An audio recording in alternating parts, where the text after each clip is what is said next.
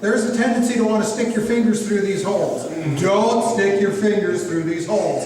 Tape them up and leave the tape there for the rest of the life.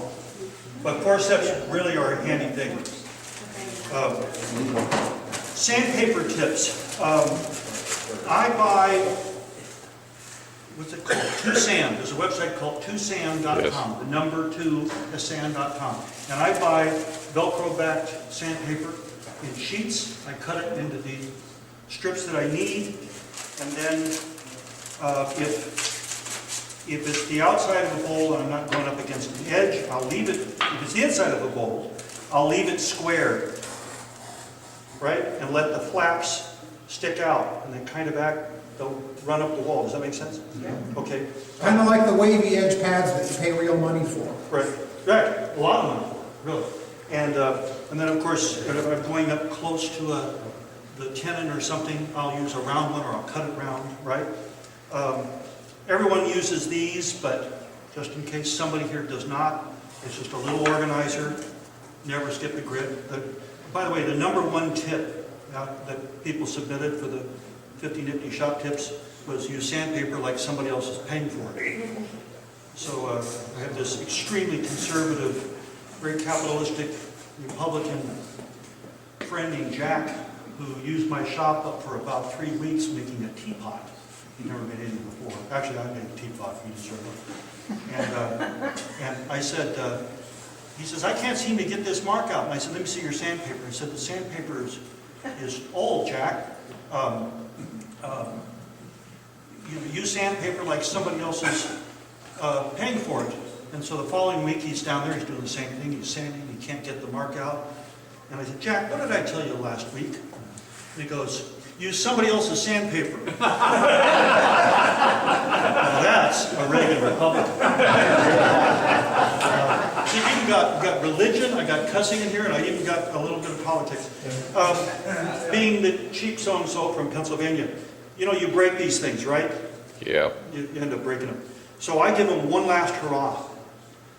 I sand it smooth, I glue on one last piece of sandpaper, and that is really handy for taking that last little nub off.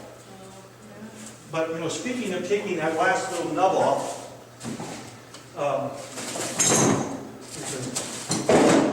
there's a kitchen knife in here someplace. Oh, right. All right. You're taking the last little nub off. I brought this, it's in my trash can, and it shows what happens when you part something off. They tend to break. So what you do is you part it down till you get to the last quarter of an inch, and then you switch to a kitchen knife, and you just cut it smooth. And that one right there was cut with a kitchen knife. And even though I did say you could make that little last nub sander, the truth is, this will save you. And you know, the worst thing is, when that thing breaks out, and it breaks up instead of down. You know what I'm talking about? All right, so that's an aha, I think.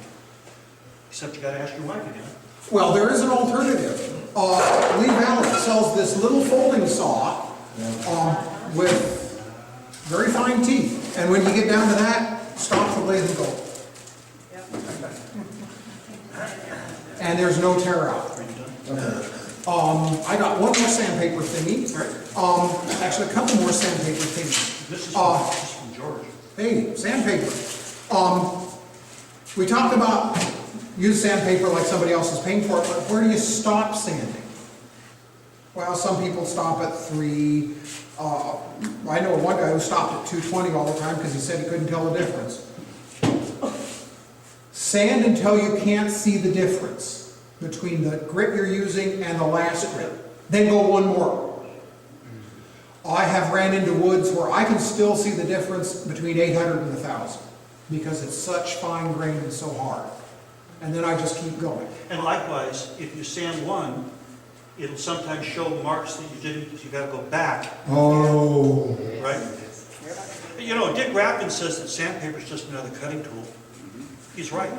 It's 1,000 little cutting tools. Klingspor, sandpaper supplier, has a little thing where they talk about, you know, buy this box of heavy grit sandpaper and turn with it.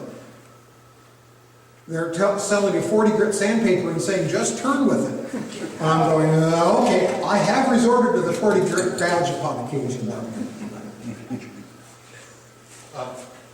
This is from George Kronka, one of our turners. He has trouble keeping his sand, so he takes a little white glue, puts it on the edge, makes a little book of sandpaper. He holds it together with a clip while the glue's drying. All right, you've got a ding and a bowl. I'm going to go use the blackboard. You've got a ding and a bowl. So, you know, a tear up, you can't avoid, you know, something or other, right? So, how do you get rid of it? There's a lot of things, and by the way, there's the other side of this, and that you have inclusions. You've got a hole in it, you've got a knot hole that fell out. But there's a lot of things that you can do. I have been known to take a great big, I had a big piece of wood once that while I was turning it, someone flying by my ear, it turns out it was a termite's nest. It was the nest. So I had this hole like this big. Went out to the yard, found a whole bunch of sticks, and just stuck them in there, sideways, epoxied it in and turned it. And the lady that paid $400 for that bowl said, that's the most amazing knot configuration that I've ever seen. But I use coffee, sawdust, of course. I use, this is actually, this type of putty, it's got a slight bit of glue in it. It will eventually get hard, but it's actually clay. And clay is, it's really, you can finish it. You can finish it after you're done turning the bowl. That avoids the glue halo around the patch. Are you with me? You can buy these in, I don't know, 24 colors. You can mix them. Now, this next tip goes to both of these concepts. Colored pencils are really clay. They're really clay. Crayola is also going to fall in this category. They're just wax. It's just wax. And shellac got wax in it. You know you can seal this with shellac, because shellac and wax are compatible. So now you've got a ding or a scratch or something in a piece of wood. Here's your grain. Here's your grain. But here you've got a piece missing. I'm not doing a very good job of that. We can't, there you go, we can't see it. There's your grain. And it's got a background color tan, let's say, with a black grain. And it's got a hole in it. So you take the background color, let's pretend like that's green just for this demonstration. And you fill it with the green Crayola, or putty, or clay, or whatever. You know, and you fill in the whole area with the background color. Now you take an X-Acto and you scrape the grain, and then you come back in and you fill it in with a secondary color that matches it. And half of this, another workshop that I'm working on, it'll probably be next spring too, is called Crack Stings and Lemonade. You know, what to do when things go wrong. And this is one of those. There's a whole process for fixing damaged wood by using these techniques. All right. Dings. I have an old steam iron in the shop. A wet cloth and an old steam iron. Amazing how many dings it takes right out. Okay, you gotta wrap it up. I'm coming close. How are we doing? 15 minutes or so, give or take. All right. I can see they're getting nervous. Got twice as many. You know, I'm a bigger mouth than they are. Face plates. You can make your own face plates. All you need is a nut the right size. This is a 1. That's a 1 1/4. But a nut and a washer off of a Caterpillar tractor. And a lot of people are going to get crazy about this. They're going to say, well, if I put this on here, this thing would wobble. The bowl doesn't care, because you're turning it round. Are you with me? It doesn't care that this thing is crooked. That's crooked. A $5 faceplate, and I had both of these made just by some guy welding a washer together. Here's another Pennsylvania Dutchman's tip. When I'm driving down the street and I see somebody who's thrown out an exercycle, that's where all exercise machines and weightlifting machines end up. You know the most common item at a garage sale? Exercycle or Treadmill. one of those thigh masters. Yeah. Okay. Suzanne Summers, right? Something like that. You're dating yourself. I'm in good shape for 83. I steal all the little knobs off of these, and then you know where I'm going with this, don't you? I use them for my jigs, you know, and so I have actually a whole box full of these. All right, do you have anything? I'm winding. Oh, sandpaper, I got one more on sandpaper. All right. How do you cut up sandpaper? You buy those 8 by 10 sheets and take an old hacksaw blade. Oh, I heard somebody say it out there. Put a couple of standoff washers, just enough to clear it under the blade, bolt it down to your board, and you can rip it right along that hacksaw blade, do strips, squares, whatever you need, but you can do it exactly and repeatedly. My wife, I rigged up one of those, and my wife will sit down with half a box, and about an hour later, she's got her little tub full of strips from 40 grit all the way up to 2,000.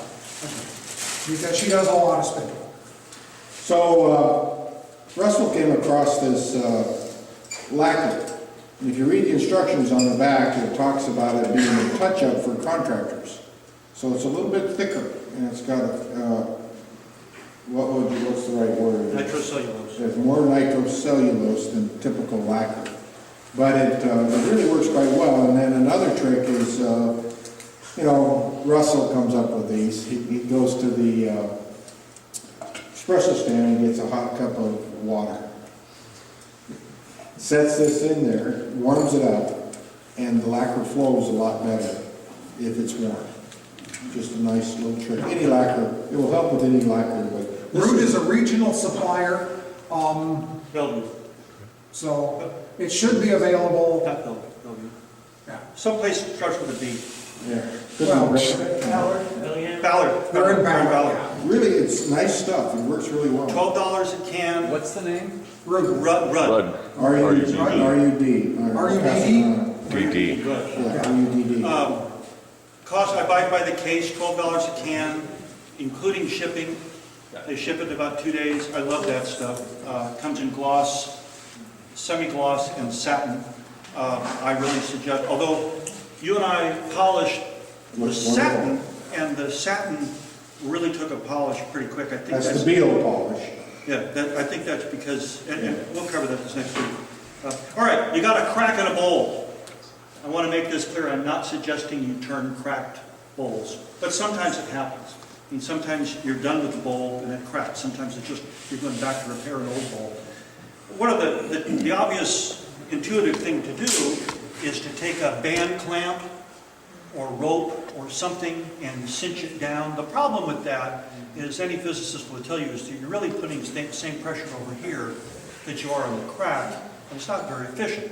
And by the way, I picked the wrong clamps. I picked small ones because I thought they'd be easier in the box. But take one clamp here and one clamp there. Can you hold those for me, Brad? Sure. Right, you clamp it on both sides of the crack. Then you clamp the two clamps. And you pull the thing together. Is that good? Now, anytime you're repairing a crack though, always understand, it may crack again. All right, I'm winding up. Any questions? Is that all right with you, Ken? Any, oh my God, hints that you know that we didn't say? Why didn't you mention to put the chuck wrench on the magnet? Well, I do, I just forgot to mention it. That's the most useful. Right thing there. for it. Yeah. I have a magnet sitting on my headstock with the wrenches and the this and the axes and. This came off my lathe. My lathe, I have a jet, so this is got a pass-through, and I keep it right there, right on the pass-through, and that's my chuck key. And by the way, and down at Staples, they sell these neat pens that are paint pens. This is missing the label. This is a paint pen. I'll pass this around. That's paint and a marking pen. And I go around, and that's just an annoyance to me, that I don't know what Allen wrench is on what tool. That's got pink, and pink I happen to know, that's my, my Thompson hogging tool, I call it. And I think across a year, that little colored paint pen has got to save me 10 hours a year. Now, when you're 83, you worry about it. So I just color key everything, but you're right, see? And then I even color mark this for every one of the, I have different Jacobs chucks. Yes, sir? The same thing with colored tape, like electricity. Because if I drop it in the sawdust, a tape flag, I can find much easier. We have 3 different headstocks on our 3 different lathes. Yeah. So we have color-coded the insert You paint for each chuck. That way I can glance at this and I know blue, that means it's 1 by 8. And I won't try and put it on to 1.5. And you know, tying all this in, Brad started off the whole evening with some tips about magnets. And if you buy a package of rare earth magnets, and what do they come in, 10 to a package? Depends on this. 10 to a package. And you put 1 on your jigsaw, 1 on your table, 1 on your drill press, 1 on your bandsaw, a couple on your lathes, you know, various parts of the lathe. You put 1 on the shelf behind you. You know where that tool is for everything. You know where that Allen wrench is. Again, it's just all a matter, it's a time management study. If you can save 50 steps every day you're in your shop for the rest of your life, you'll be 83 in no time. I can just remember what it was I was looking for. What's that? If I could just remember what it was I was looking for. Another thing I do with magnets. Memory's the second thing to go. Another thing I do with magnets is I have about 14 drill box cases with no drills in it. Okay? So I'm not real good about putting things away. So right next to my drill press, I put these long magnet bars that you can buy at Home Depot or Ace. And that's where I put my drill bits, right by my drill press. And that's just really handy because I always know where my drills are. I have a drill gauge and I can find them when I want. But those little cases, I just never can seem to put the drills back in. I went out and bought one of the biggest rare earth magnets I could find. I mean, it's got about 50 pounds of pull, and I have it taped to a wooden shaft. When I drop something in the sawdust, I have seen pieces of metal jump that far to get to it. Okay, last tip of the day, I want to say on behalf of my compatriots here, we had fun. We hope you had fun. What was the number? We're at 90. Maybe it ought to be 50 more. Nifty shop trip. Anyway, thanks a lot. By the way, last tip, stir your cans upside down. Good night.